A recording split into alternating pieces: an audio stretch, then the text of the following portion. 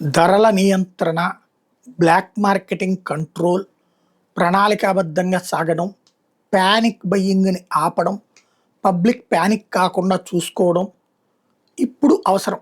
యుద్ధం ఇంకా ముదిరేదే కానీ తగ్గేది లేదు. వెనక్కి వెళ్ళడానికి అమెరికాకి పరువు పోతుంది.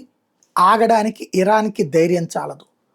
ఎవరు ఓడిపోయారు అనేటటువంటిది తేలేదాకా అనను కానీ, ఎవరు ఎక్కువ నాశనం అయ్యారో తేలేదాకా యుద్ధం కొనసాగుతుంది. అలాంటి సందర్భంలో ఆ యుద్ధపు ప్రభావం ప్రపంచమంతా ఉంటది. ఆయిల్ రేటు ఎక్కువైతే, ఆయిల్ రేటు కారణంగా ధరల పెరుగుదల సహజంగా వస్తది. ఆ ధరల పెరుగుదల సమాజం మీదన ప్రభావం చూపెడుతుంది. అది ఒక పానిక్ బయింగ్ సిచ్యుయేషన్ క్రియేట్ చేస్తుంది. అది కొరత, ఇది కొరత అన్న ప్రచారాలతో ఎగబడేటటువంటి మనస్తత్వాన్ని చూసాం. హైదరాబాద్‌లో మొన్న కంటిన్యూగా జనాలు ఎగబట్టం. ఇప్పుడు మళ్ళీ మామూలైపోయింది గదా! మన గుంటూరు, విజయవాడ లాంటి చోట్ల గూడా కొన్ని చోట్ల ఆయిల్ క్లోజ్ చేశారు బంకులు. దాంతో అయిపోయిందని మళ్ళీ ఇక్కడ బిగించేశారు. కానీ ఆ వెంటనే మళ్ళీ మధ్యాహ్నానికల్లా తెరిచారు గాబట్టి సరిపోయింది. కాబట్టి ఇట్లాంటి పానిక్ ప్రచారాలతో వచ్చే ప్రాబ్లమ్స్‌ని దృష్టిలో పెట్టుకొని జాగ్రత్తలు తీసుకోండి. మనందరం టీమిండియా లాగా పనిచేద్దాం.